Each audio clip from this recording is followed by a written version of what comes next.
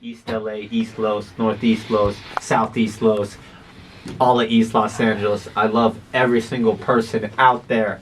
I'm personally a Southeast LA resident. I live out there in the southeast part of this great community we all live in.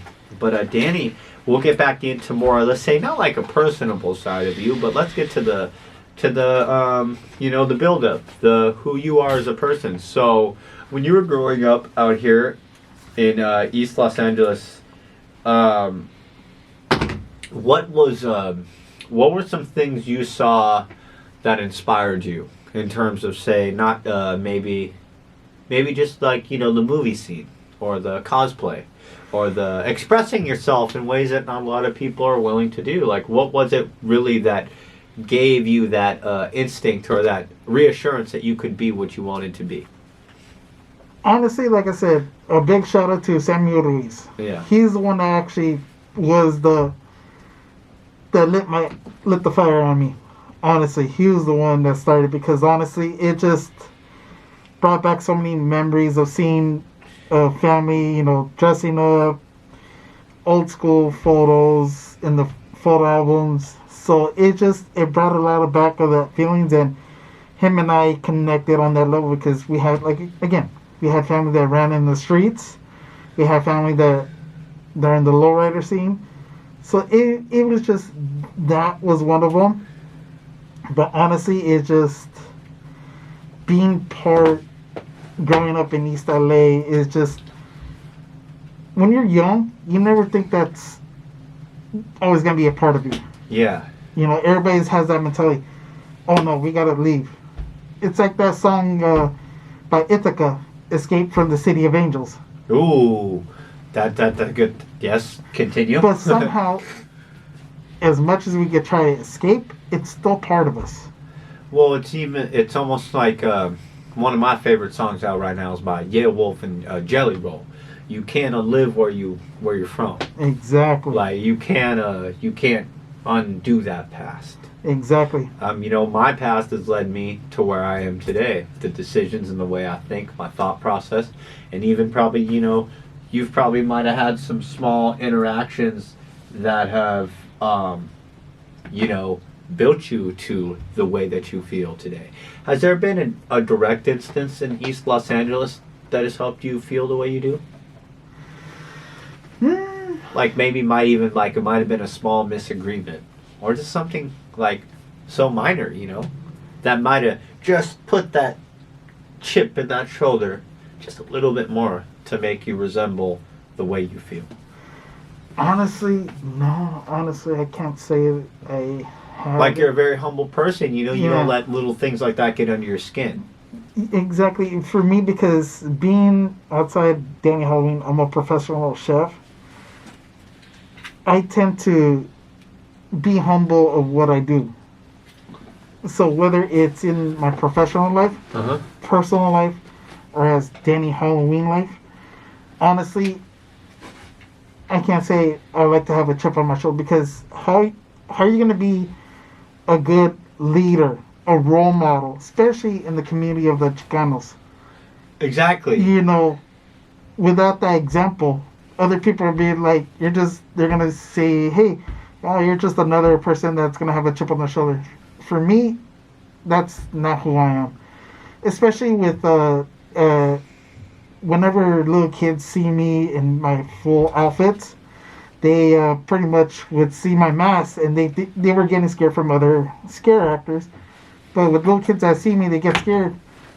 What I do, since I have a ski mask under my mask, I reveal a little bit of as a human being. But to someone like as a child, like you see so much stuff and your mind is moving like in directions like I still try to process things I saw as a kid. That's your reassurance. Like, hey, whoa, like I'm not this big scary monster. Exactly. Like, but look under this mask, and almost too like you're just making me realize it's just like anybody, man. Like, look beyond what you see. Because that person deep down inside might be the most kindest, most nicest person you've ever met. Exactly. And how do you differentiate between all this? Honestly, I differentiate from all the other cosplayers, I'm more the family friendly type. Yeah. Because honestly, you know, yeah, you got the Halloween side that everybody loves, being scared, getting spooked, you know, all that, which is, trust me, I love that. But also, too, a lot of people, how should I word this? As cosplayers, some that are family friendly, like the Trickster, she's family friendly. But honestly, that's what I like, because I don't want to scare the kids, because honestly, it might turn them off away from the horror Halloween community in Scarred for Life. And that's what I'm trying to avoid, because I'm trying to show them that being scary, it could be funny at the same time. I look at myself in the mirror every day and I'm scared. Especially recently at Midsummer Scream. This wonderful couple, they had I think she was 6 months old, little baby girl. Oh. So I had a different outfit, I had a different mask, and they approached me, and she kept looking at me, and I was playing peekaboo with her, and she was laughing. Hey, my daughter right now, she's 11 months, so she loves peekaboo. So honestly, and that video's on my Instagram posts, so you'll see it on there, and a lot of people love that you know, this mask that I wore, it was a little scary, but yet playing peekaboo with the little baby was enjoyment to the family, yeah. Because especially the mom, you know, she had told me that they've been trying to get a video of her smiling, and you were able to do that for them and their family. Look at that. That's small. That's a small win right there, bro. Exactly. Right there. But no, it's just it's even for me. Say, let's try to relate. It's hip hop. I've gone out and I've done events, schools, event centers, and stuff like that. And you know, I've had parents like afterwards been like, you know, like you, my kid has never hopped in the car after school so happy. And I'm like, I really need to reconsider these teachers, like, if that's the case, you know. But you know, school is supposed to be a safe place, and that was the thing I remember as a child, you know, doing, like, when those people would come to the school, or whether it be yo-yos or them flying the birds through the auditorium or the multi-purpose room. You looked at those people as professional. You looked at those people who were accomplished. You look at those people as role models, you know. And that was, you know, that's what I see. That's what you did that day. You were able to set an example for a little girl who's 6 months old. She might not fully remember the encounter, but what you were able to accomplish for the parents is a memory of a lifetime, because they'll talk to her when she's, you know, say family time when they're 17, 18. Oh, remember the time we were at that. You know, it's just, that's just something that'll always transcend into the family, you know. Exactly. And that's great, because it seems like you've already left an impact. And one thing I do, we are coming in, we have a couple minutes here before the end of the show. I always like to ask my guests this: what is one piece of advice, or just something, it doesn't matter what it may be, like a cosplayer, someone going through a hard time, someone, you know, maybe they're just a little unsure of what's going on, you know, what's just something you could say to the world, the community, our greater East LA community, our people out here in Boyle Heights, you know, what's something you can just pass along? One great advice I could pass on: honestly, take time for yourself. Oh, yes. Honestly, I cannot express mental health awareness. Being in my line, a professional job as a chef, it's a stressful job. It had left me a personal lifetime medication that I had to take, which luckily it's only stress induced. But from there, from that I learned that we need to learn how to take time for ourselves. Yes, we have responsibilities, but it doesn't hurt whether it's 30 minutes, an hour, couple hours. Take time for yourself. Make sure that you're good, because if you're not good, it's going to be hard being a leader and example for everybody else, whether it's your own Exactly. family, your community, you know, doesn't matter. That's the more important thing I could give the advice to. Uh-huh. And with that being said, too, what are some of your goals right now in terms of, say, let's maybe say events? So short term right now, I'm working on getting my own brand of shirts. Okay. So that's in the works. Some merch. That's the short, like I said, that's short term right now. Have some merch in the works. Then eventually, once I'm done retired being the chef, is pretty much taking East Los to the East Coast. Is pretty much going to different conventions that are either Halloween related, tattoo related, lowrider, in different cities, states, so I can see how every city does, but also too, it just represent what that is so undervalued. Oh, okay. And even with that too, like, what are your some? Okay, sorry. I want to word this properly. What are some of the biggest differences you see right now in our modern day LA, just what we have going on, compared to when you were, say, 10 to 13?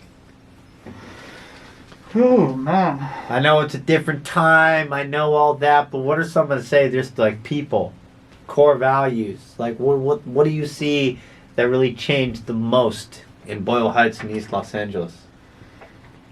Honestly, a lot that has to do is that I feel that parents don't take time for themselves to be involved in their kids' lives, because it does matter. Because they're working so hard to make sure the roof's over their head. Exactly. Over there. You know, yes, I do have my job, but I make sure that my son is doing well in school, but also too, they show him that the examples what's expected that life is going to throw at him. Yeah. Because especially I love being involved in the school. Yeah. That's the one thing. I know a lot has changed because not as much. I would say back in the days, I seen a lot of kids that were my classmen from my younger days. A lot of parents were involved, and now since I have my own son, I see not as much parents are involved. Yeah, because like they're you're more or less like you're the chaperone at, like, say, the events. Like you're the common parent who's more involved with other kids than parents should be. Exactly. So that's the one thing I would say has changed a lot. But honestly, parents, you know, I know, yes, we have responsibilities, but honestly, it does make a difference when you do be part of their lives, especially after school, because it does give them a boost of confidence. Like, hey, Yes, it does. Hey, you know, I'm my here. parents are actually here despite their jobs. Hey, They're still here. I'll tell you, I couldn't talk comfortably to my parents until I was an adult.